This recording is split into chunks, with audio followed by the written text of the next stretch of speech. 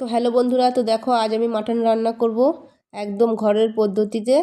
তো দেখো এই মশলা আমি নিয়েছি, আর এটা দেখো চালটা একটু ভিজিয়ে রেখেছি যাতে ভাতটা ভালোভাবে হবে।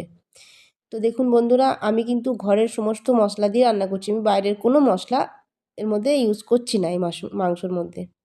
তো দেখো প্রথমে আলুটা ভাজলাম, তারপরে তেলের মধ্যে গোটা জিরে আর লঙ্কা ফোড়ন দিলাম, তারপরে পেঁয়াজ ভাজলাম, তারপরে শুধু আদা আর রসুন বাটা, মানে আদা রসুন বাটা, আর অন্য কোনো কিছু বাটা নয়।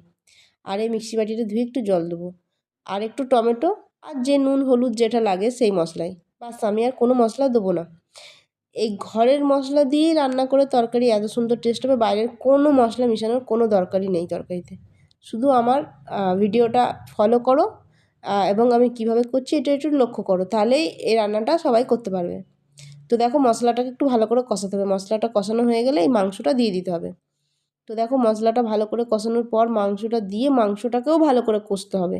যেই নয় মাংসটাকে দিয়ে নেড়ে চেড়ে আমি জল দিয়ে দিলাম, এরকম হবে না কিন্তু, তাহলে কিন্তু ভালো টেস্ট হবে না। এই দেখুন ঢাকা দিয়ে দিয়ে আমি কষছি। আর অবশ্যই অবশ্যই যেন মাংসতে গরম জলটা যেন ইউজ করবেন আপনারা, তাহলে কি হবে, মাংসটা যে চিপসিয়ে যায় সেটা হবে না, এবং ফুলবে ভালো মাংসটা, এবং সেদ্ধটা খুব ভালো হবে, টেস্টটা ভালো আসবে। তো দেখুন বন্ধুরা আলুগুলো দিলাম, দিয়ে আমি ঢাকা দিয়ে দিলাম। আর দেখুন বন্ধুরা এরকম করে কারা কারা ভাতের ফ্যান ঝাড়ো, আমি এইভাবে ফ্যান ঝাড়ি ভাতের। তো দেখুন আমার মাংস রেডি। তো টাটা, কারা কারা খাবে চলে আসো।